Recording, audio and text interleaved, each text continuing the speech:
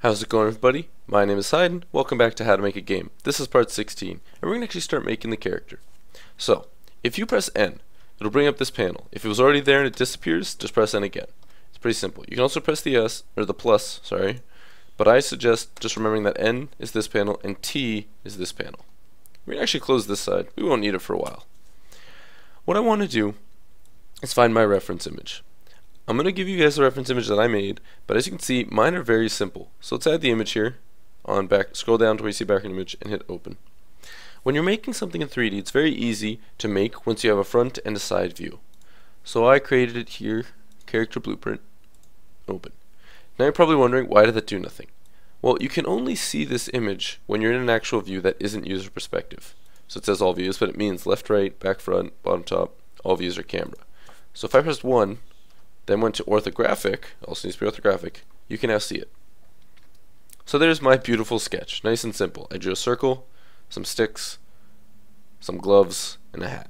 I understand what I want to make from that, so that's all I needed to draw for my character reference. Now, I obviously don't want this, or this isn't really useful to me, in the two views. So what I'm going to do is go over here, where it said all views, I'm going to set this one to be front. Then I'm going to move it, let's go 1.6 maybe, yep. And we'll pull him up so his feet are roughly on the ground, something like that. Alright. Now I'm going to hit add image again, and I'm going to use the same image by pressing this little icon here, and I'm going to do character blueprint. This one I'm going to change from front to be right. So now we press 3 on the directional pad. Remember guys, write these down so you remember what this does. 3 rotates to the right view. We'll see it again, and we're going to move this one over here and up. So now we press 1 and 3. You'll see this little cursor of ours. It's like magically going into the two different ones, but right, we're in two different views. Right on. So I'll just move this over, and I'll press N to hide that for now. What I'm going to want to do is add, I could add a circle. I'm not a fan of circles, so let's see what we'll do here. I'm going to open this side back up, Shift A, add, and well, if we did a circle, we're definitely not going to want as many vertices that there are created for us. So we'd lower this down. Let's try 8 and 8. That's still too many. Let's try 4. No, I'm not a fan of circles, guys. We're not going to use a circle. What we're going to do is a cylinder. We're going to lower this number down to 8. 8 I find is the magic number for a body. Gives us the perfect amount. Right on. So 1, and we can drag this up, which is fine, but I'm not going to. The reason being is right now our cursor was at the center, and that's where our object got made. If yours got made in a random place, what I suggest is you press Shift S, cursor to center, and then add in the object. That way we know that this object is going to be based right around the center point. So if we tab in and move this, its origin point is still going to be down here when we tab out, which is what we want. So we're going to go in, we're going to press Z so we can change it to wireframe mode, which is what we want. And we're going to start resizing. So we're going to press A to deselect everything and B to select the bottom. And we'll drag this up. We'll then take the top and we'll do it about here. Sure. Control R is a very handy tool. As you can see, it's created a line. If I use my scroll wheel, it gives me a couple more options. And we'll probably put, let's go 3. So then you click it and you click twice, and that, as you see, created a bunch of vertices. Now we'll take the bottom, we're going to size this one down. And then we'll take this, size it down, and we're going to lower it to there. Right on. Then we'll size this down, take all these. You can see what I'm doing here by the keys. So I'm pressing S to size it down. I notice that my circle is obviously very off center. Press A to deselect, and then B tool to grab what I want to grab again. We'll take this, actually, go there, something like that. So we've sort of made a circle. It's not a perfect circle. It's not supposed to be a perfect circle, but that's the shape that I want. Perfect. Now we can check this view as well, see how it lined up.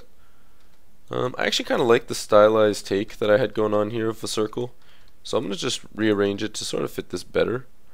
But I don't want it to be exact, because I want to show you guys how you can still make a model just by using a base image and then obviously reconstructing it for your own purposes.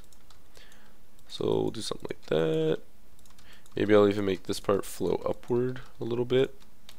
So I'll rotate it. And let me give this a little bit of a rotation.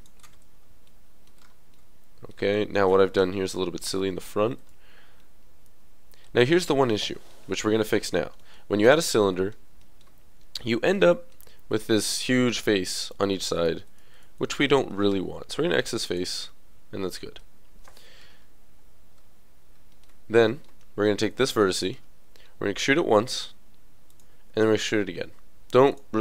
It doesn't really matter where that goes. What we want to start doing, or the most important part, is add a mirror modifier. The reason being is now, when we do that, we'll only have to work with half of the shape, and the other half will be created for us.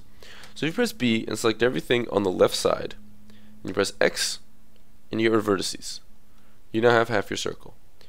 Now if you tab out of edit mode, and you go all the way to the modifier one, the little wrench, modifier tab, we'll add a modifier, and we'll call it mirror.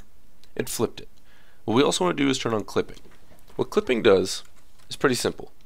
If I drag this vertice, you'll notice I now can't take it to the right. No matter what I do, pulling over here, it does nothing. If I take clipping off, it'll let me do that. It just makes everything that's on the axis get stuck to the axis. So that way, when you apply the modifier, this vertice will also be the vertice on this side, so it doesn't create two vertices in all these spots. Now we're going to take these three vertices and press F to fill them. And then we're going to take these four and fill them. We'll do the same with the other side. Perfect. Now we'll tweak these because this is obviously a lot higher than we're going to need. And we'll do something like that. Okay. Then we'll just drag this in.